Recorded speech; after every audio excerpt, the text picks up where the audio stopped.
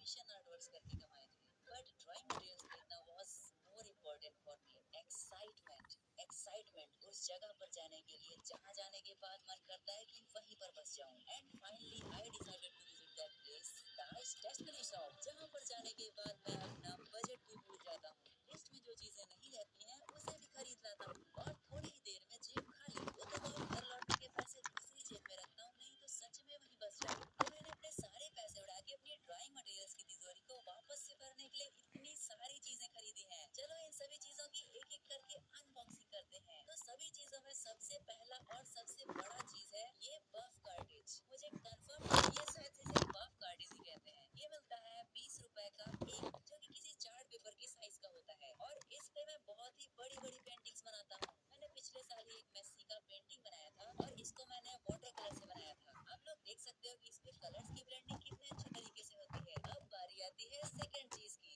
और इसके बारे में आप लोग मुझसे बहुत पूछते हो, क्योंकि मैं लगभग अपने सारे वाटर कलर्स की ड्राइंग में इसी स्केच बुक का यूज करता हूँ। इसका नाम है पेंटोनिक स्केच बुक, जो कि 100 रुपए की एक मिलती है। शुरुआत में तो मैंने इस स्केच बुक को प्रैक्टिस करने के लिए लिया था, लेकिन उसके बाद मैंने इस पे एनिमे ड्राइंग्स ही करना स्टार्ट कर दिया। जैसे कि देखो मैंने कितने सारे ड्राइंग्स बनाए हैं और इन सभी की वीडियोस को मैंने शॉर्ट्स में अपलोड भी किया है। इसके पेपर्स A5 साइज के एंड 140 GSM के हैं। अब बारी आती है मेरे दूसरे स्केच बुक की, जो है ब्रुस्ट्रो का ग्रे टोन्ड पेपर। ये स्केच बुक भी A5 साइज का ही है, जिसके पेपर्स 120 GSM के हैं और एक्रिलिक पेंट से अभी तक मैंने जितनी भी ड्राइंग्स बनाई थी उन सभी को मैंने इसी पे बनाया था। आप लोग देख सकते हो मैंने कितनी सारी ड्राइंग्स बनाई हैं और इसकी पेपर की क्वालिटी भी काफी अच्छी होती है। पेपर जल्दी फोल्ड नहीं होते। एंड मेरी पुरानी वाली स्केच बुक तो खत्म ही हो गई, उसमें तो बस एक ही पेज बचा है, इसलिए मैंने एक एक्स्ट्रा खरीद लिया। और हाँ, इसकी प्राइस है 270 रुपए। आप लोग ऑनलाइन भी खरीद सकते हो। अब मैं आपको एक ऐसा पेपर दिखाने वाला हूँ जिसको मैं 2 सालों से यूज करता आ रहा हूँ और ये है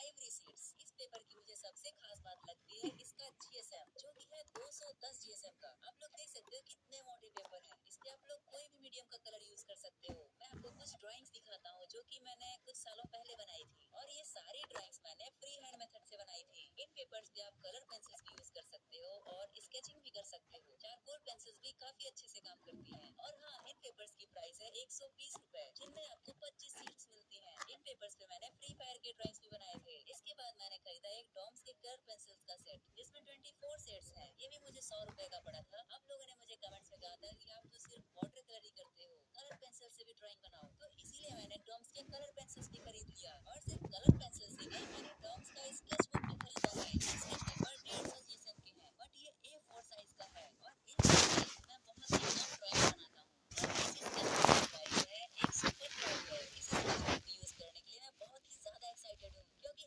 आज से पहले मैंने इसे कभी नहीं यूज किया। इस स्केच बुक के ऊपर ड्राइंग वीडियो बहुत जल्दी आने वाली है। इसके बाद आता है हमारा कलर पैलेट। मेरे पास एक पहले से भी था, बट वो बहुत ही ज्यादा गंदा हो चुका था, इसलिए मैंने एक एक्स्ट्रा खरीद के रख लिया। इसका प्राइस है 60 रुपीज।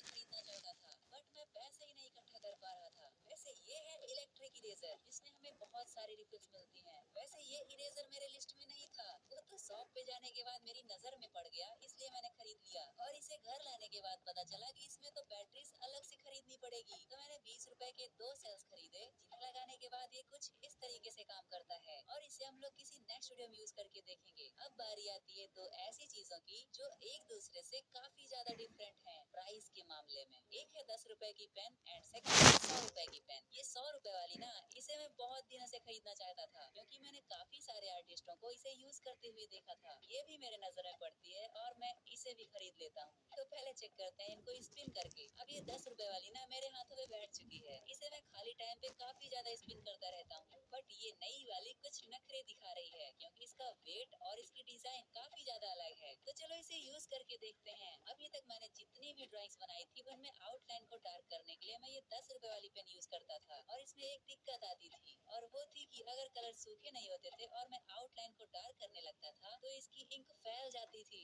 जो कि ड्राइंग को एकदम खराब करके रख देती है। बट इसे सही से यूज करने का तरीका है कि पहले अच्छे से कलर्स को सूखने दो, उसके बाद ही इंकिंग करो। और अब बारी आती है हमारे 100 रुपए वाली पेन की। इसमें चीजें कुछ अलग हैं। जैसा इसका रेट है वैसा इसका काम भी है। इसकी इंक बिल्कुल भी नहीं फैलती है। अगर ध्यान से देखें तो थोड़ा बहुत तो दिखेगा, बट अगर थोड़ी थोड़ी देर सूखने देंगे तो काफी अच्छा रिजल्ट आएगा। मैंने तो इसको डायरेक्ट गीले पे ही चला दिया। प्राइस के अकॉर्डिंग दोनों ही अपनी जगह पे सही हैं। तो अब आने वाली वीडियोस में मैं ये 100 रुपए वाली पेन का भी यूज करूंगा, बट ये 10 रुपए वाली ने मुझे कभी इस चीज का फील नहीं होने दिया कि ये सस्ती पेन है। तो इसको मैं थैंक यू भी कहना चाहूंगा मेरा साथ देने के लिए। उसके बाद मैंने खरीदा एक 000 नंबर का ब्रश, और ये भी मेरी लिस्ट में नहीं था, बस मैंने ऐसे ही खरीद लिया। और इसका प्राइस है 20 रुपए। किसी भी ड्राइंग में बहुत ही छोटी छोटी डिटेल्स देने के लिए ये बहुत काम आता है। फिर मैंने खरीदी एक 6 रुपए की class marking pencil, white class marking pencil, जिन्हें आप कहीं भी चला सकते हो। मैंने बहुत सारी ड्राइंग्स बनाई थी जिनके ऊपर मैंने यूज किया था, जैसे हिप हॉप बंडल के ऊपर ये थोड़ी थोड़ी जगहों पे मैंने यूज किया है, एंड फिर ओरियन की ड्राइंग पे भी कहीं कहीं यूज किया था। ऐसे मैंने ब्लैक बनी बंडल के ऊपर भी बहुत ही ज्यादा यूज किया था। तो इसको भी हम लोग हाईलाइट करने के लिए यूज कर सकते हैं। मैंने इस पेंसिल को कलर पेंसिल्स के ऊपर यूज करने के लिए लिया है। तो गाइस ये थे मेरे कुछ ड्राइंग मटेरियल्स जिन्हें मैं लगभग अपनी सारी ड्राइंग्स में यूज करता हूँ, और इनमें से कई चीजें मैंने पहली बार खरीदा है जिन्हें हम लोग जल्दी ही यूज करके देखेंगे।